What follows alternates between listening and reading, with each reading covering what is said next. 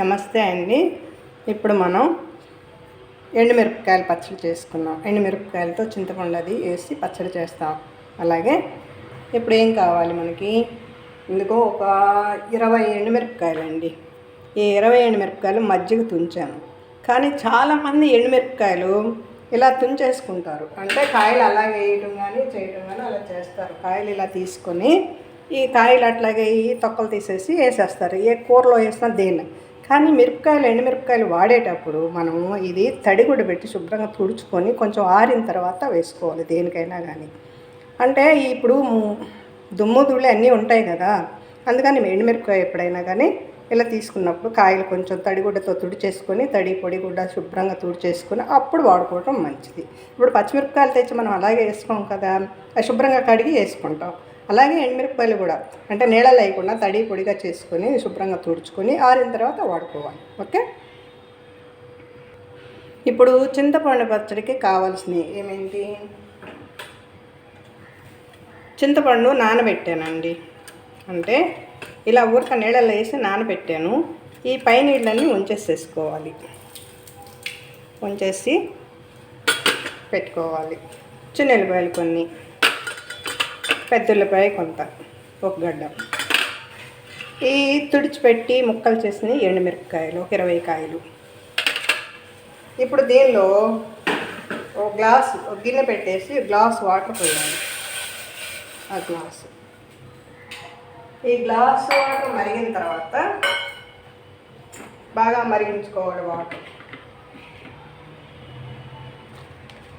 ఏదో జీలకర్ర ఒక 1/2 స్పూను, తగినంత ఉప్పు, కొంచెం బెల్లం ముక్క. ఇవన్నీ ఎలా చేయాలి, ఇప్పుడు ఈ ఎండుమిరపకాయలు ఇదిగోండి ఇలా గిన్నెలో వేసేసుకొని, చాలామంది నీళ్ళు వేసి కొంచెం నానబెడతారు లేదా నూనె వేసి వేయించుతారు. అలా కాకుండాను ఇలా ఉన్న ఎండుమిరపకాయలు కొంచెం వేడి నీళ్ళు పోస్తే బాగా మెత్తగా నానుతాయి. ఇదిగోండి ఎండుమిరపకాయలు బాగా మెత్తగా నానేదానికి ఇలా బాయిల్ చేసిన వాటరు వేడి చేస్తాం కదా, ఈ వాటర్ కొన్ని ఇలా పోసి పెట్టాలి. కాయలు మునిగే వరకు వేడి నీళ్ళు అలా పోసి పెడితే వెంటనే మెత్తబడతాయి. ఒక 10 నిమిషాలు మెత్తబడిపోతాయి. అదేవిధంగా చింతపండు చాలామంది ఈ తొక్కలు ఇవన్నీ ఉంటాయి కదా, నానబెట్టేసి చింతపండు ఇలాగే వేసేస్తారు. నో, అలా వేయొద్దు. ఈ కాచిని ఉన్న నీళ్లు, వేడి నీళ్ళు కొంచెం పోయండి. ఈ నీళ్ళు ఉంచేసుకోండి. ముందు చింతపండు నానబెట్టాము, వేడి నీళ్ళు పోసాము, కొంచెం నీళ్ళు పోసేసి ఒక 2 నిమిషాలు అట్లా ఉంచేసి చింతపండు బాగా గుజ్జు తీయండి. గుజ్జు తీసేసి ఆ రసం వాడండి. పిప్పి ఎట్టి పరిస్థితుల్లో వేయొద్దు. మనం పులిహోరకు కానీ లేకపోతే ఏదైనా పచ్చళ్ళకి కానీ దేనికైనా వేసేటప్పుడు కొంచెం రవ్వ చింతపండు వేసుకుంటే అలా వేసుకోవాలి. కానీ పచ్చళ్ళకి వాటికి వేసేటప్పుడు చింతపండు నానబెట్టి పిసికి ఆ రసం తీసి వాడండి. అప్పుడు ఈ తొక్కలు, ఈనెలు, ఈ అడుగున ఇసుక ఏదన్నా ఉంటుంది కదా, అదంతా శుభ్రంగా పోతుంది. మనం ఏది చేసినా శుభ్రం ముఖ్యం అండి. అది చేసుకోండి ముందు. అంటే ప్రతి వాళ్ళు చేయరని కాదు, కానీ నాకు తోచిన సలహా నేను చెప్తున్నాను. ఇలా పిసికేసిన తర్వాత ఈ చింతపండును ఈ రసం తీసి మళ్ళీ కొంచెం వేడి నీళ్ళు వేసేసుకొని మళ్ళీ ఇది బాగా మెత్తగా పిండేసి చింతపండు పిప్పి తీసేయండి. మనకు అప్పుడు మళ్ళీ పచ్చడిలో నీళ్ళు వేసుకోవడానికి వీలు లేకుండా మనకు రసం వస్తుంది. ఓకే, ఇది ఇలా చేసుకోవాలి. ఇప్పుడు మనం మిరపకాయలు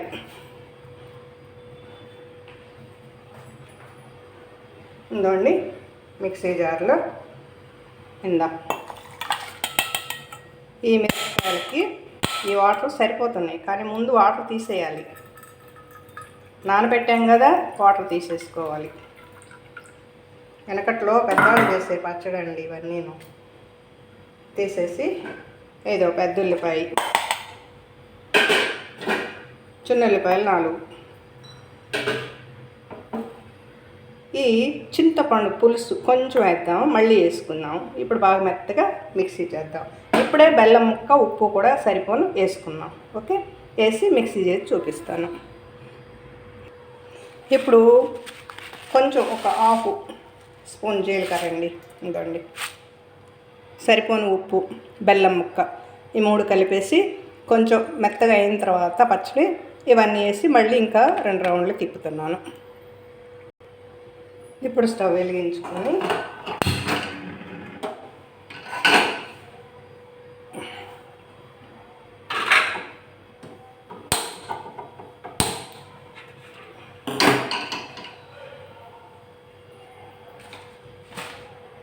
నూనె వేద్దామండి.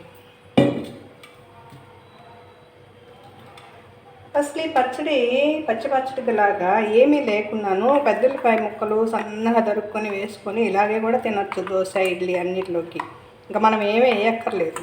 చక్కగా మంచి జీలకర్ర వాసనతో ఉల్లి వాసనతో బాగా ఉంటుంది, వేసుకొని తినొచ్చు. కానీ ఇది మనం కొంతమంది ఇష్టపడరు, అందుకని ఈ విధానం.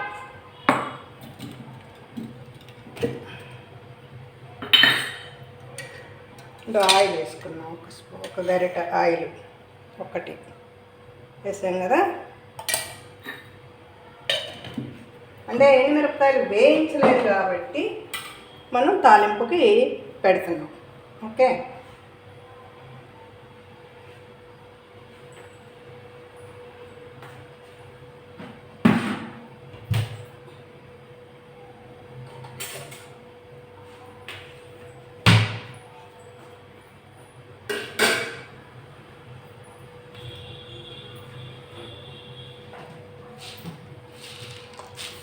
కొంచెం పోపు గింజలు వేసుకున్నాం.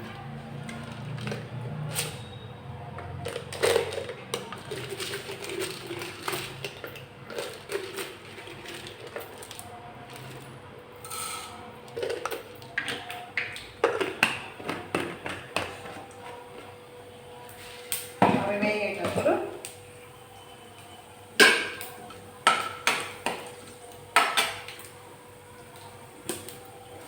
ఎల్లిపాయండి, 3 రెప్పలు.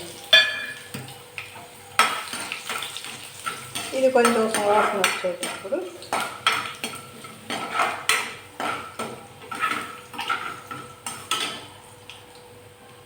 ఈ పచ్చడి పోసేది.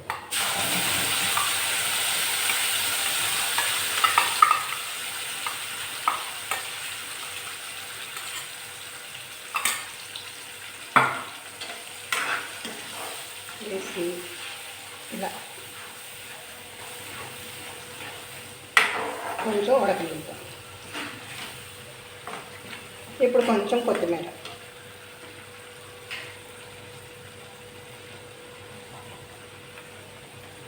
క్లీన్ చేసి తుంచి పెట్టుకున్న కొత్తిమీర అండి, ఇది కొంచెం వేసుకున్నాం.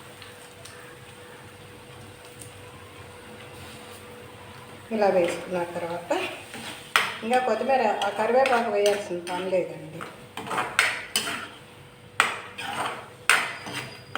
ఇలా వేసుకొని దీనిలో మనం ఇప్పుడు పచ్చడి ఉడికిపోయింది కదా,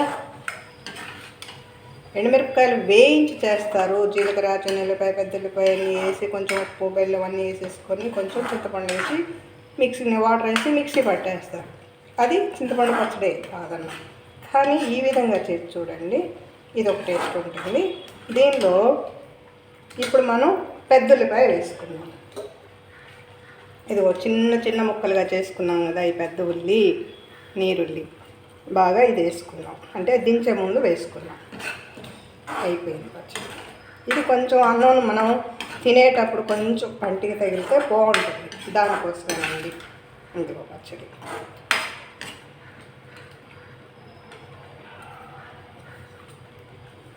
ఓకే. ఇలా వేసుకొని వేడివేడి ఇడ్లీ, అన్నం, ఉప్మా వీటిల్లోకి ఈ కాంబినేషన్ చాలా బాగుంటుంది. మరి ముఖ్యంగా జొన్న సంగటి, సచ్చంగటి, రాగి సంగటిలోకి ఇంకా అద్భుతంగా ఉంటుంది. ఎందుకంటే పుల్లపుల్లంగా, తీతీగా, ఉప్పు పులుపు అన్నీ ఉంటాయి కదండి, కారం తినండి. ఓకే, ఉల్లిపాయ వేసాక ఎక్కువసేపు వేయించకూడదు, మెత్తపడకూడదు ఉల్లిపాయ. ఇలా వేసి చల్లారిన తర్వాత గిన్నెలో తీసుకొని పచ్చడి. ఓకే, చింతపండు పచ్చడి రెడీ అండి.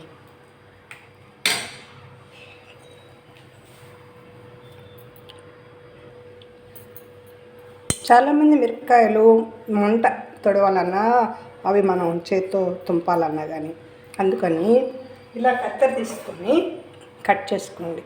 కాయలు తుడిచిన తర్వాత ఈ కత్తెరతో ఇలా కట్ చేసుకోండి. 3 ముక్కలు 4 ముక్కలు అట్లా చేసి వేడి వేడి నీళ్ళు పోసి పెట్టండి. వెంటనే మీకు పచ్చడి రెడీ చేసుకోవడానికి సిద్ధమవుతాయి. కొన్ని కూరల్లో కూడా మాంసం చేపల వాటిల్లో కూడా కారము ఎంత కారం వేసినా కొన్ని కారం ఉండవండి. ఎంత మసాలాలు వేసినా కానీ కారం అనిపించదు. అందుకని మీరు మాంసం చేపలు వండేటప్పుడు 4 ఎండుమిరపకాయలు కొంచెం ఇట్లా శుభ్రంగా తుడుచుకొని ముక్కలు చేసి కొంచెం వేడి నీళ్ళు వేసి పక్కన పెట్టుకోండి. కారం సరిపోలేదన్నప్పుడు ఇది నలిపేసి ఆ రసం కూరలో వేసుకోండి. ఇదో చిట్కా అండి, తప్పకుండా చేస్తారు కదా. ఓకే.